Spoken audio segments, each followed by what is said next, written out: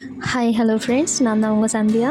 So இன்றைக்கி வந்து நம்ம என்ன வீடியோ பார்க்க போகிறோம் அப்படின்னு பார்த்துட்டிங்கன்னா, ஒரு அழகான ஒரு சென்டர் கிளிப் வந்துட்டு எப்படி ரெடி பண்ண போகிறோம் அப்படின்னு இந்த வீடியோவில் நம்ம இன்றைக்கி பார்க்க போகிறோம். இந்த கிளிப் ரெடி பண்ணுறதுக்கு நம்ம வந்து என்னென்ன திங்ஸ்லாம் வந்து நம்ம எடுத்துருக்கோம்னு பார்த்துட்டிங்கன்னா, கோபுரம் ஷேப்பில் வந்துட்டு ஒரு பிரான்ஸ் கலரில் வந்துட்டு ஒரு ஸ்டோன் எடுத்திருக்கோம்.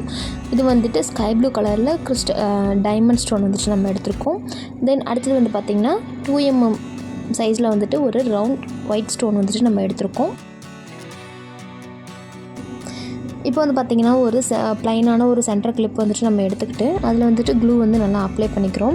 அப்ளை பண்ணி முடிச்சதுக்கப்புறமேட்டுக்கு பார்த்திங்கன்னா அந்த கோபுரம் ஷேப் ஸ்டோன் இருக்கு இல்லைங்களா, அதை வந்துட்டு நம்ம லைனாக ஒரு ஃப்ளார் ஷேப்புக்கு வந்துட்டு ஒரு ரவுண்ட் ஷேப்பில் நம்ம வந்து அரேஞ்ச் பண்ணிக்கிறோம்.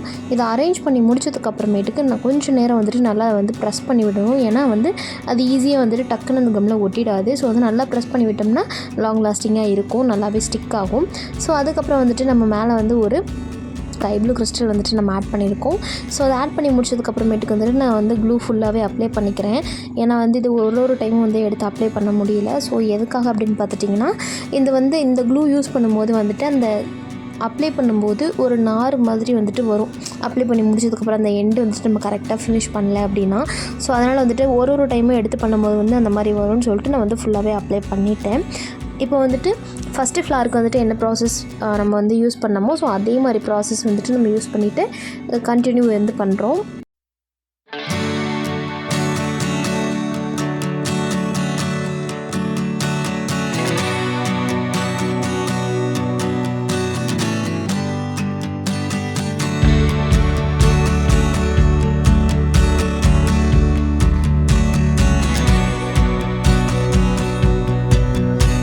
பார்ட் மட்டும் கொஞ்சம் ஸ்பீடாக போகிற மாதிரி வச்சுருக்கேன். ஏன்னா வந்துட்டு ரொம்ப லாங் வீடியோவாக போச்சுன்னா பார்க்குறவங்களுக்கு வந்து கண்டிப்பாக போர் அடிச்சிடும்.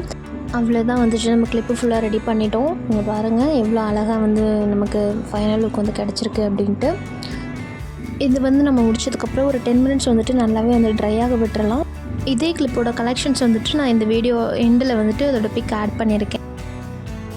இந்த வீடியோ உங்களுக்கு பிடிச்சிருந்ததுன்னா மறக்காமல் நம்ம சேனலை சப்ஸ்கிரைப் பண்ணுங்கள், லைக் பண்ணுங்கள் அண்ட் ஷேர் பண்ணுங்கள். மறக்காமல் இந்த கிளிப்பு டிசைன் எப்படி இருக்குன்னு சொல்லிட்டு கீழே கமெண்ட் பண்ணுங்கள். தேங்க்யூ ஃபார் வாட்சிங்.